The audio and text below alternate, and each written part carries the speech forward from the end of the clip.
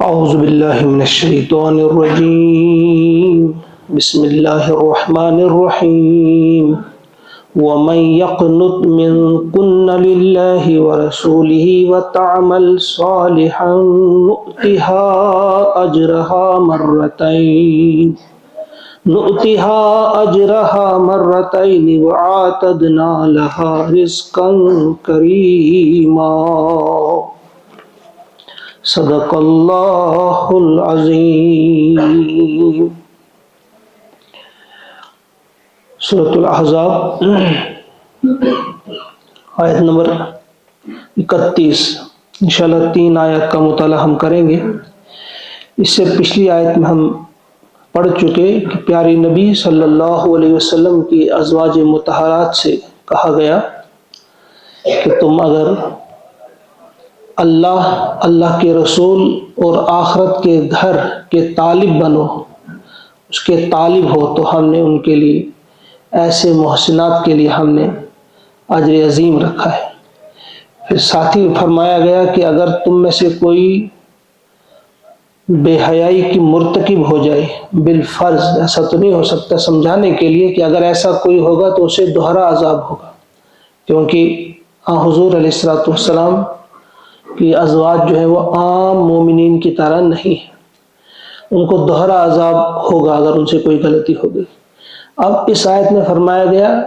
کہ جس طرح سے غلطی پر عام عورتوں سے دوگنا عذاب دیا جائے گا، اسی طرح سے جب آپ نیکی کا کام کوئی کریں گے تو آپ کو عام عورتوں سے دوگنا اجر بھی دیا جائے گا۔ ارشاد ہوتا ہے وَمَن يَقْنُطْ، اور جو اطاعت کرے، من کن، تم میں سے، اے نبی کی بیویوں، اے ازواج مطہرات، تم میں سے جو فرما برداری کرے للہ، اللہ کی، ورسولہ، اور اس کے رسول کی، وتعمل صالحا، اور عمل بھی کرے نیک صالح عمل کرے، نؤتہا، ہم اسے دیں گے، ہم اسے عطا کریں گے، اجرہا، اس کا اجر، مرتین، دوہرا، یعنی جس طرح سے اگر غلطی ہو جائے تو دگنا اجر ہوگا عام خواتین کے مقابلے میں، تو جب وہ نیکی کریں گے تو نیکی کا بھی دگنا اجر ملے گا۔ اس کی وجہ ہوتی ہے جب کوئی کسی کو بلند مقام عطا کیا جاتا ہے تو وہ اوروں کے لیے رہنما یا اس کے لیے مثال بن جاتا ہے عوام کے لیے، لہذا اگر کوئی نیک کام کرے، اچھا کام کرے، اس کو دیکھ کر اور لوگ بھی کریں تو اسے دگنا اجر تو ملنا ہی چاہیے، اسے دگنا اجر ملے گا۔ تو جو بلند مقام جسے اللہ تعالیٰ عطا کرے، اگر اس سے کوئی گناہ سرزد ہو جائے، کوئی غلطی سرزد ہو جائے تو وہ مثال بن جاتی ہے لوگوں کے لیے، وہ بھی کہہ سکتے ہیں کہ فلاں صاحب نے ایسا کیا، بڑے عالم نے ایسا کیا، تو ان سے بھی غلطیاں ہو سکتی ہیں، لہذا ان کے لیے جو سزا ہوگی، سزا بھی دگنی ہوگی، گناہ بھی ان کے لیے دگنا ہوگا۔ وَآتَدْنَا لَهَا، اور ہم نے تیار کر رکھا ہے ان کے لیے رزقاً کریما، عزت والا رزق، یعنی یہی ان کی ڈیمانڈ تھی، یہی ان کی مانگ تھی کہ ہمارے نفقے میں اضافہ کیا جائے، تو اس کا جواب ملا کہ ایک تو اجر بھی دگنا ملے گا اور رزق بھی ملے گا، اور وہ کیسا ہوگا؟ کریم ہوگا، عزت والا رزق بھی ان کے لیے ہوگا۔ یا نساء النبی، اے نبی کی بیویوں، لستن، تم نہیں ہو، کاحد من النساء، عام عورتوں کی طرح، تمہارا وہ مقام نہیں ہے جو عام عورتوں کا مقام ہے، تم عام عورتوں کی طرح نہیں ہو۔ ان اتقیتن، اگر تم پرہیزگاری اختیار کرو، فلا تخضعن بالقول، اور اپنی گفتگو میں ملائمت نہ اختیار کرو، نرم گفتگو نہ کرو، فیطمع، کہ کہیں لالچ میں پڑ جائے، الذی فی قلبہ مرض، وہ شخص جس کے دل میں بیماری ہو۔ ایک اہم ہدایت، یہاں سے آگے ہم پردے کا حکم آنے جا رہا ہے، تو پہلا حکم یہ دیا گیا کہ جب تمہیں بات کرنے کی ضرورت پڑے، اگر بات بھی کبھی ضرورت کرنی پڑے کسی کے ساتھ، غیر محرم کے ساتھ بھی، تو بات کر سکتی ہو، لیکن اس وقت اس بات کا خیال رکھنا ہے کہ تمہاری آواز میں وہ نرمی نہ ہو، وہ لچک نہ ہو، وہ لگاوٹ نہ ہو کہ جو بیمار دل شخص ہو، جس کے دل میں کوئی برائی ہو، تو وہ کچھ اور سمجھ بیٹھے، وہ غلط ارادہ کرے، جب کبھی ضرورت پڑے اجازت دی گئی کہ آپ کر سکتے ہو بات، انہوں نے مسائل بتانے تھے لوگوں کو، تو آپ بتا سکتے ہو، کوئی آپ سے کچھ پوچھے گا لیکن تمہارا قول تھوڑا سخت ہونا چاہیے، تھوڑی تمہاری آواز سخت ہونی چاہیے، اس میں لگاوٹ نہیں ہونی چاہیے، نرمی نہیں ہونی چاہیے۔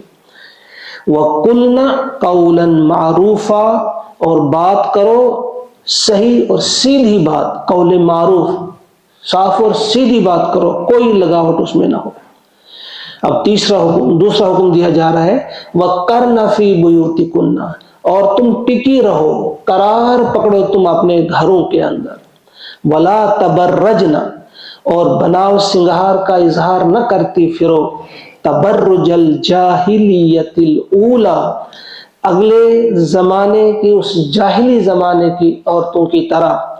اس طرح سے تم بناؤ سنگار نہ کرو، یا اس طرح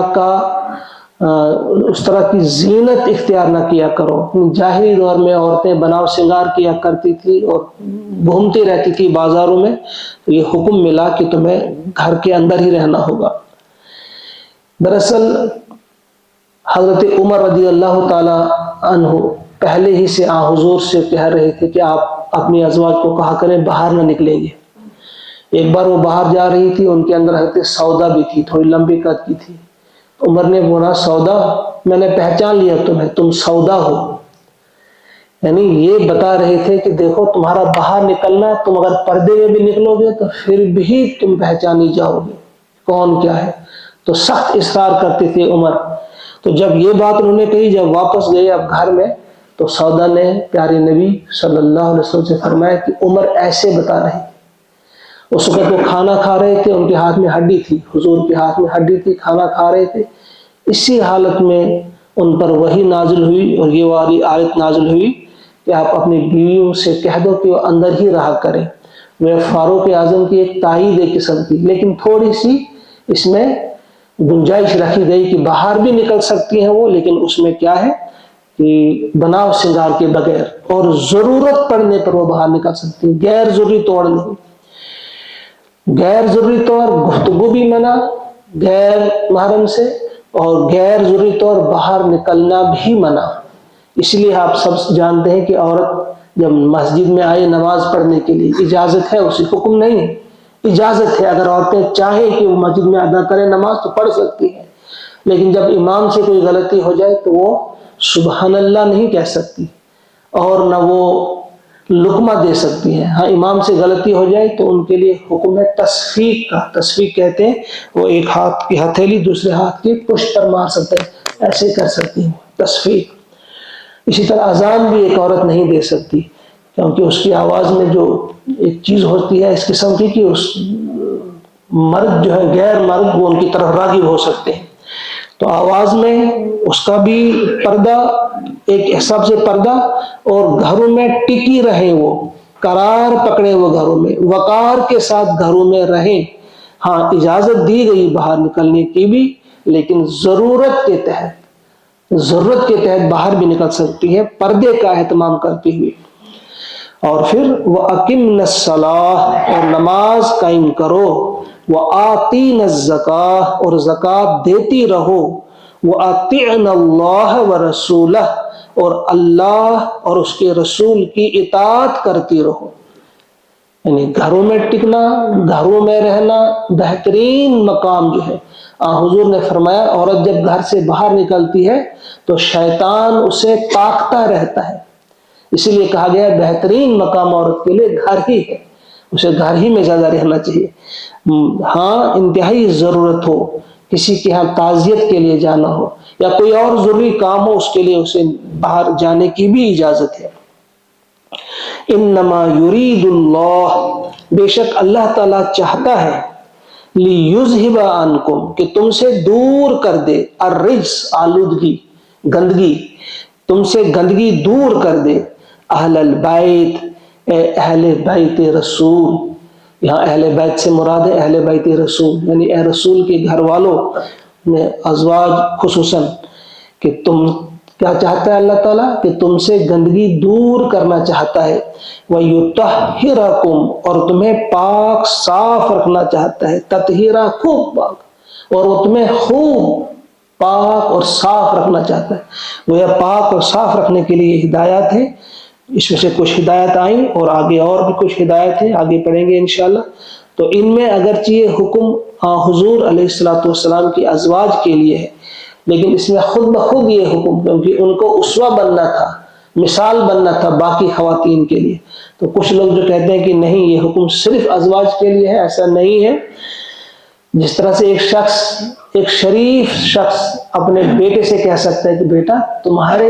لائق یہ کام نہیں ہے کہ تم جھوٹ بولو، اس کا مطلب یہ نہیں کہ اوروں کے لائق ہے جھوٹ بولنا.